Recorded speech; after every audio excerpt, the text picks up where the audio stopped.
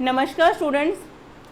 अपना जो ancient history का एक जो लास्ट हम स्टेज पे आ चुके हैं, तो उसमें जो त्रिपक्षीय संघर्ष चला कन्नौज को लेकर, गुर्जर प्रतिहार में, राजपूतों में और पूर्व के पाल वंश से। ठीक है जी। गुर्जर प्रतिहार में इससे पहले आपको करवा चुकी हूँ और उससे पहले राजपूत भी हमारा हो चुका है। आज हम पढ़ेंगे जो हमारा पूर्वी भारत में पाल वंश का जो था उदय हुआ था, पाल वंश के बारे में हम जानेंगे। छोटा सा टॉपिक है लेकिन करना भी जरूरी है, इसके भी कुछ खास बातें हैं। इसकी जो मतलब कि जो विषय अपना बिहार में जो विद्यालय बनाया उसके बारे में, संस्थापक के बारे में क्वेश्चन आते हैं भाई। और वैसे ही इंपॉर्टेंट किसके लिए, त्रिपक्षीय संघर्ष में इसका शामिल होना। शुरू करते हैं पाल वंश के बारे में। ये हैं गोपाल जिन्होंने इस पाल वंश की स्थापना की थी। आगे शुरू कर देखिए, पहले मैप में लोकेशन जान लीजिए। देखिए लोकेशन में यहाँ पे आपको शायद धुंधला मैप आ रहा होगा आपके पास में। ये है आपका कौन सा, प्रतिहारा, गुज्जर प्रतिहार का इलाका। नीचे कौन सा है आपका, कौन, आपके राजपूत। ठीक है जी। और यहाँ पे आपकी पाल डायनेस्टी, पाला डायनेस्टी, पाल डायनेस्टी, पाल वंश जिसको बोला जाता है। ये आपको लोकेशन समझ में आ गई। और कन्नौज के लिए इन तीनों के बीच में क्या चलता था, संघर्ष चला था। ठीक है जी, आगे चलते हैं। पाल वंश कहते 8वीं शताब्दी के प्रारंभ में शैल वंश के एक राजा ने पोंडु या उत्तरी बंगाल पर अधिकार किया। ठीक है जी, मान लिया।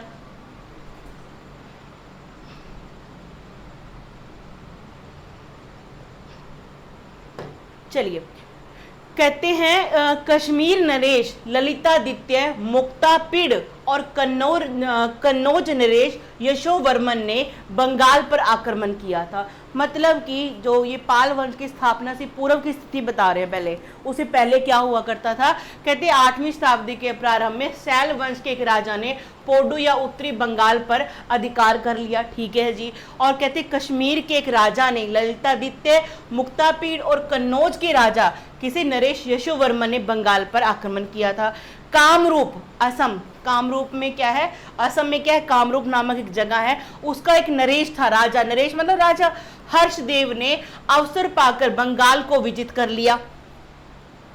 अंततः एक दृढ़ शासन शक्ति के अभाव में बंगाल अव्यवस्था और अराजकता का केंद्र हो गया। अब देख ली, कभी कोई इस पे आक्रमण कर रहा है, कभी कोई इसको हथियार है। यहाँ पे क्या है, अराजकता फैली हुई है। कभी देखो शैल वंश ने क्या किया, पोड्यू या फिर उत्तरी बंगाल पे कब्जा कर लिया। फिर कश्मीर के शासक कौन, ललितादित्य मुक्तापीड़ ने कर लिया। फिर कन्नौज का जो नरेश था कौन, यशोवर्मन ने इस पे कब्जा कर लिया। असम के एक शासक जो कामरूप के शासक थे, हर्षदेव ने क्या कर लिया, इस पे कब्जा कर लिया। तो यहाँ पे फैली हुई है बहुत बुरी हालत, अराजकता, कभी कोई जीत रहा है, कभी कोई इस पे कब्जा करे जा रहा है। आक्रमणों के इस क्रम ने बंगाल में चारों ओर अशांति व अव्यवस्था उत्पन्न कर दी। ठीक है जी, मान लिया। जिससे परेशान होकर सभी सरदारों और जनता ने मिलकर गोपाल नामक व्यक्ति को अपना राजा चुना। तो इंपॉर्टेंट बात है, अब ये वंशानुगत नहीं था। ठीक है जी, इसने कब्जा नहीं किया, इसको वहां की जनता ने चुन के बनाया कि आप राजा बनो और यहाँ को प्रशासन व्यवस्था को संभालो। ये बार बार कभी कोई आक्रमण किए जा रहा है, कभी कोई आक्रमण किया जा रहा, हम परेशान है इस चीज से। तो आप इस चीज को ध्यान में रखोगे। गोपाल को चुना गया था तथा उसे संपूर्ण बंगाल का शासक स्वीकार कर लिया गया। पूरे बंगाल का क्या बना दिया गया, इसको शासक बना दिया जाता है। आगे बढ़ते। हाँ जी, इनकी भाषा कौन सी थी, थोड़ा ये जान लेते हैं। इनकी भाषा कौन सी थी, संस्कृत, प्राकृत और पाली भाषा। ठीक है जी। पाल एक संस्कृत शब्द है जिसका अर्थ है रक्षक। जैसे मैंने गुज्जर प्रतिहार पढ़ाया था ना, तो प्रतिहार भी क्या है, रक्षक का सूचक है। और यहाँ पे पाल क्या है, संस्कृत भाषा का शब्द है, तो उसे क्या बोलते हैं, रक्षक बोलते हैं। द्वारपाल, द्वार मतलब दरवाजा, पाल मतलब रक्षक, दरवाजे का रक्षक। वही बात आ गई, अरे द्वारपालो कन्हैया से कह दो, है ना। तो वो मतलब द्वार मतलब दरवाजा और पाल मतलब रक्षक, दरवाजे पे जो रक्षक बैठा उसे द्वारपाल बोलते हैं। संस्कृत भाषा का ये शब्द है, ठीक है जी। और इसने की भी थी रक्षा उस टाइम पे, पाल वंश ने। इसे सम्राटों के नाम के साथ जोड़ा गया, जिससे साम्राज्य का नाम पाल हो गया। बात समझ में आ रही है आपको? ये पाल वंश का नाम पाल क्यों पड़ा ये भी पता लग गया आपको। पाल जो थे ना, महायान बौद्ध धर्म के कट्टर समर्थक थे, कट्टर।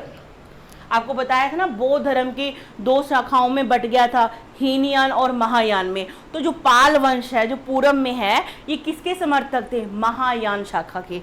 उनके शासनकाल में विभिन्न महाविहार, स्तूप, चैत्य, मंदिर और किले बनवाए गए। ठीक है जी, इस बात को आप याद रखेंगे। आगे चलते हैं। तो इनका धर्म पता लग गया आपको। बौद्ध धर्म की महायान शाखा में विश्वास करते थे। 3 भाषाएं थी, कौन कौन सी? संस्कृत, प्राकृत और पाली भाषा। ठीक है जी। और पाल का शब्द क्या है? रक्षक। इसी से इनका नाम क्या पड़ गया? पाल वंश पड़ गया। और हर राजा के नाम के पीछे पाल जोड़ा जाने लगा। अच्छा, ये जानते हैं कि पाल साम्राज्य की स्थापना कब हुई थी? कहते हैं पाल साम्राज्य की स्थापना 1750 ईस्वी में गोपाल ने की थी। ठीक है जी। कहते तिब्बती लामा व इतिहासकार तारानाथ के अनुसार, ठीक है जी, इतिहासकार भी है और तिब्बत का ये लामा है, उनके अनुसार क्या कहते हैं? गोपाल ने बिहार के, जो आज का बिहार है, वहां के ओदंतपुरी में, एक जगह है ओदंतपुरी में, एक बौद्ध मठ का निर्माण कराया। तो क्वेश्चन आता है, बिहार का जो ओदंतपुरी में जो मठ है बौद्ध धर्म का, वो किसने बनाया? तो आप क्या बताओगे? पाल वंश के गोपाल ने। और वही क्या? संस्थापक भी था। कहते 8वीं सदी में बंगाल में जो अपनी आंतरिक अव्यवस्था की फैली हुई थी उसे मत्स्य न्याय कहा गया। अराजकता समझ रहे हो? मतलब पाल वंश की स्थापना से पहले यहाँ पे बहुत बुरी हालत थी। कभी ये किसी के कब्जे में जा रहा था, कभी इस पे कोई आक्रमण कर रहा था, तो इसको क्या बोलते थे? वो मत्स्य न्याय। ठीक है जी। आगे देखते हैं। धर्म परिवर्तन के बाद उन्हें बंगाल का पहला बौद्ध सम्राट माना गया। इन्होंने क्या कर दिया? बौद्ध धर्म को अपना लिया और बौद्ध धर्म मतलब कि क्या बोला गया? बंगाल का पहला शासक माना गया। पहले ये हिंदू धर्म में थे। इनके शासनकाल में कन्नौज और उत्तरी भारत पर नियंत्रण के लिए पालों, प्रतिहारों, राजपूतों के बीच त्रिपक्षीय संघर्ष द्वारा चिन्हित किया गया। आपको पता ही है, कन्नौज के ऊपर मैं त्रिपक्षीय बार बार समझा चुकी, राष्ट्रकूटों के टाइम पे भी समझाया, गुर्जर प्रतिहारों के समय पे भी समझाया आपको, और पाल वंश में। तीनों के तीनों ये क्या कर रहे थे? संघर्ष में शामिल थे। आगे बढ़ते हैं। हाँ जी, इसके बाद बनता है धर्मपाल। कौन बनता है? धर्मपाल। यहां रुकते हैं। धर्मपाल शासक बनता है 770 ईस्वी में। गोपाल की मृत्यु के पश्चात उसका पुत्र धर्मपाल राजा बना। उसने 810 ईस्वी तक शासन किया। धर्मपाल की महत्वपूर्ण सफलता क्या थी? कन्नौज के शासक, कन्नौज का एक शासक था जिसका नाम क्या था? इंद्रायुध। क्या नाम था? इंद्रायुध। इसको क्या कर दिया? पराजित कर दिया। किसने? धर्मपाल ने। और यहां पर चक्रायुध को बिठा दिया। किसको? चक्रायुध को बिठा दिया। अब ये बात को आपने ध्यान में रखना है। कन्नौज की गद्दी पे कौन बैठा था? इंद्रायुध बैठा था। इंद्रायुध को वहां से गद्दी से उतार कर, परास्त करके, मतलब धर्मपाल ने चक्रायुध को बिठा दिया अपना एक वो बना के, गवर्नर बना के। खुद तो ये बंगाल में ही रखे, कन्नौज पे इसने बिठा दिया चक्रायुध को। कहते 11वीं सदी में गुजराती कवि सोडल ने धर्मपाल को उत्तरापथ स्वामी की उपाधि से संबोधित किया। किसने? गुजरात का एक कवि था सोडल, उसने धर्मपाल को उत्तरापथ स्वामी, उत्तरापथ यानी उत्तरी भारत का क्या है? स्वामी कहकर संबोधन इसका किया। धर्मपाल एक उत्साही बौद्ध समर्थक था, बौद्ध धर्म को मानते थे, पिता भी इसके बौद्ध धर्म अपना लिया था। ठीक है जी। उसके लेखों में उसे परम सौगात कहा गया है। क्या कहा गया? परम सौगात। किसको? धर्मपाल को। उसने विक्रमशिला व सोमपुरी पहाड़पुर में प्रसिद्ध विहारों की क्या की? स्थापना की। उसकी राज्यसभा में प्रसिद्ध बौद्ध लेखक हरिभद्र सूरी को स्थान प्राप्त था। अब आपसे पूछेंगे कि हरिभद्र सूरी किसके दरबार में थे? आप क्या बताओगे? धर्मपाल के। धर्मपाल किस वंश का शासक था? पाल वंश का। पाल वंश का मतलब धर्मपाल के पिता का नाम क्या था? गोपाल था। अब इस तरह से इस चीज को याद रखोगे। और ये बौद्ध धर्म का बौद्ध लेखक था। धर्मपाल ने प्रसिद्ध विक्रमशिला विश्वविद्यालय की स्थापना भागलपुर बिहार में की और नालंदा विश्वविद्यालय बिहार का पुनरुद्धार किया। पुनरुद्धार, ठीक है जी। नालंदा विश्वविद्यालय बनवाया किसने था? गुप्तों के पीरियड में कुमार गुप्त ने बनवाया था, उसको तो इसने मुरम्मत करवा दिया और विक्रमशिला विश्वविद्यालय का निर्माण इसने करवा दिया। तो बात समझ में आई। अब आपसे पूछेंगे कि जो बिहार का ओदंतपुरी में बौद्ध मठ है वो किसने बनाया? गोपाल ने बनाया। उसके बेटे ने बिहार में विक्रमशिला क्या बनाया? विश्वविद्यालय बनाया। बात समझ में आ गई, ठीक है जी। और इसने क्या किया, जो भागलपुर मतलब नालंदा जो यूनिवर्सिटी थी विश्वविद्यालय बिहार का पुनरुद्धार मतलब कि उसको मुरम्मत करवाना, ठीक है जी, ये काम उसने किया और ये इंपॉर्टेंट भी एग्जाम में भी आता है। उसने नालंदा विश्वविद्यालय के व्यय खर्च की पूर्ति के लिए 200 गांव के राजस्व का दान दे दिया। उसने क्या बोला? 200 गांव का जो टैक्स इकट्ठा होगा वो हम कहाँ लगा देंगे? कहाँ पे? नालंदा यूनिवर्सिटी पे। धर्मपाल को राजपूत राजा ध्रुव से पराजित होना पड़ा था। अब एक बार फिर से देखो, यहाँ पे है आपके राजपूत, यहाँ पे आपके गुज्जर प्रतिहार और यहाँ पे आपके पाल। यहाँ का एक शासक था राजपूतों का कौन था? ध्रुव, ठीक है जी। ध्रुव ने क्या कर दिया? इसको हराया था। किसको? धर्मपाल को हराया था। तो आप गुज्जरों की तरफ से राजपूतों की तरफ से याद कर लेना, चाहे आप पाल वंश की तरफ से याद कर लेना। आपने ये याद रखना कि राजपूत शासक ध्रुव ने पाल वंश का शासक धर्मपाल को हराया था। सीधी सी बात है। इससे पहले ध्रुव प्रतिहार राज्य को भी पराजित कर चुका था, ठीक है जी। जो ये है ना आपका राजपूत का जो प्रतिहार, इसने क्या कर दिया? राजपूतों को भी क्या कर दिया? हरा दिया था। आगे उन्होंने परम भट्टारक, परमेश्वर और महाराज अधिराज सहित इस अवधि की सबसे बड़ी शाही उपाधियां धारण की थी। किसने? धर्मपाल ने। आगे बढ़े, हाँ जी, देवपाल की बात कर लेते हैं। देवपाल कहते धर्मपाल का पुत्र गोपाल का पुत्र धर्मपाल, धर्मपाल का पुत्र देवपाल, ठीक है जी। देवपाल अपने पिता की मृत्यु के उपरांत 810 ईस्वी में राजा बना, ठीक है जी। उसने प्रयाग, ज्योतिषपुर, असम और उड़ीसा के कुछ भागों को अपने साम्राज्य में मिला लिया। प्रतिहार शासक मिहिर भोज को पराजित किया। किसने? देवपाल ने। देवपाल ने मुंगेर को अपनी राजधानी बनाया। किसको? मुंगेर को। यही क्वेश्चन एक ऐसा है जो आधुनिक भारत में आपका मॉडर्न हिस्ट्री में भी आता है ना, जो आपका मीर कासिम, मीर जाफर, सिराजुद्दौला पढ़ाऊंगी वहाँ पे भी आएगा। यहाँ पे मुंगेर किसने शिफ्ट की थी, ठीक है जी। आगे है, इसने क्या मुंगेर को अपनी राजधानी बनाया और परम सौगात की क्या उपाधि धारण करता है। उसकी जगह उसने जगहार यानी जलालाबाद के प्रसिद्ध विद्वान वीरदेव को नालंदा विहार का क्या बनाया? प्रधान आचार्य बनाया। क्या बनाया? प्रधान आचार्य बनाया। और उसके पिताजी ने क्या किया था? नालंदा बिहार को विश्वविद्यालय को पुनरुद्धार करवाया था और बिहार के भागलपुर में विक्रमशिला विश्वविद्यालय बनाया था, ठीक है जी। तो 3 बच्चे याद रह गए आपको इसको, गोपाल, धर्मपाल, देवपाल। गोपाल, धर्मपाल, देवपाल, तीनों के काम लिख लेना। 8वीं सदी के मध्य से लगभग 100 वर्ष तक पूर्वी भारत पर पाल शासकों का वर्चस्व रहा, ठीक है जी। कितने सालों तक? 100 सालों तक। सुलेमान नामक एक अरब व्यापारी ने 9वीं सदी के मध्य में भारत की यात्रा की। सुलेमान, ठीक है जी, अरब व्यापारी था ये। आपको इस तरह से मैंने गुज्जर प्रतिहार में एक अल मसूदी करवाया है।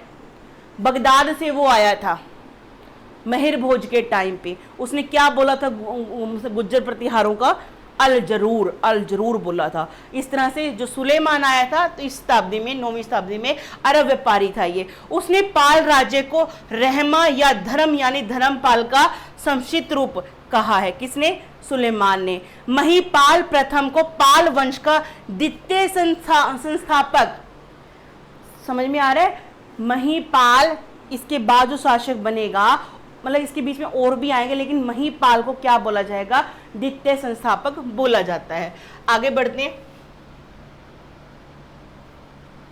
यहां देखिए, कहते पाल शासकों का तिब्बत के साथ घनिष्ठ सांस्कृतिक संबंध था। तिब्बत जस्ट अपने जो चाइना के नीचे और भारत के ऊपर, ये वाला, इस एरिया ना, ये वाला यहाँ पे, ये वाला यहाँ पे तिब्बत और ऊपर चाइना यहाँ से। तो पाल वंश के जो शासक थे ना, इनका तिब्बत वालों के साथ क्या था, घनिष्ठ संबंध था। ठीक है जी, ये कहा गया। कहते संत रक्षित और दीपांकर, जिसे अतिश कहा जाता है, जैसे प्रमुख बौद्ध विद्वानों को तिब्बत में आमंत्रित किया गया। यहाँ से वो तिब्बत गए थे, उनको आमंत्रित किया गया था और उन्होंने वहाँ बौद्ध धर्म के एक नए रूप का प्रचार किया। दक्षिण पूर्वी एशिया, ये देखो हम क्या है, एशिया में हमारा कंट्री पड़ता है, हम एशिया का पार्ट है, इंडिया हमारा एशिया में पड़ता है। उसका जो दक्षिण, ये वाला दक्षिण और पूर्वी ये वाला, इस साइड के जो कंट्रीज हैं, इस साइड के, ये क्या है पूर्वी यानी कि अपना ईस्ट वाला इलाका, ये अपना साउथ हो गया। इस वाली साइड की जितनी भी कंट्रीज पड़ती हैं, कहती दक्षिण पूर्व एशिया के साथ पालों के क्या थे, व्यापारिक व सांस्कृतिक संबंध हुआ करते थे। कौन से संबंध, व्यापारिक और सांस्कृतिक संबंध थे।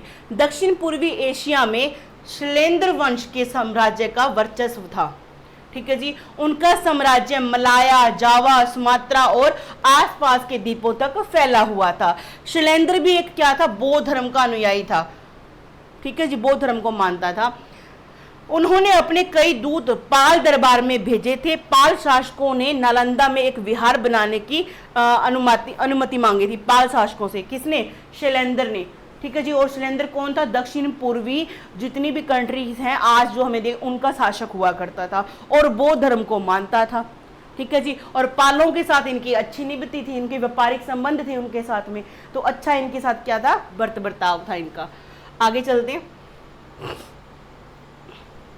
हाँ जी, ये और देख लीजिए, आप कहते हैं कि जो गुज्जर प्रतिहार, राजपूत और पाल वंश की जो त्रिपक्षीय संघर्ष रहा, सुनिए ध्यान से, ये आपको गुज्जर प्रतिहार, मैप शायद आपको लाइट दिखाई दे रहा, गुज्जर प्रतिहार, राष्ट्रकूट और पाल, इन तीनों का जो संघर्ष है, इसमें कौन कौन शामिल होते हैं। तो आपको वैसे तो मैं पीडीएफ भी प्रोवाइड करूंगी, फिर भी आप समझो यहाँ से। वत्सराज गुज्जर प्रतिहार शासक था। नागभट्टदित्य गुज्जर प्रतिहार जो आपको पढ़ाया मैंने, रामभद्र गुज्जर प्रतिहार, मेहर भोज गुज्जर प्रतिहार, महेंद्रपाल गुज्जर प्रतिहार। तो इतने शासक आपके कहां से, गुज्जर प्रतिहार वंश के शासक थे जिन्होंने इस त्रिपक्षीय संघर्ष में भाग लिया। और फिर आगे राजपूतों के नीचे की तरफ से ध्रुव ने, गोविंद तृतीय ने, अमोघ वर्ष ने और कृष्णदित्य ने। किसने, कृष्णदित्य ने। ठीक है, इस संघर्ष में भाग लिया। और पालों की तरफ से धर्मपाल, देवपाल, विग्रहपाल और नारायण पाल ने भाग लिया था। तो इस तरह से चीजों को याद रखना कि इन तीनों राजवंशों के किन किन शासकों ने इस त्रिपक्षीय संघर्ष जो कन्नौज के लिए था, किस किस ने भाग लिया था। आगे बढ़े, चलिए ये चैप्टर यहीं खत्म होता है। आज के लिए बस इतना ही, मिलते हैं नेक्स्ट क्लास में। धन्यवाद।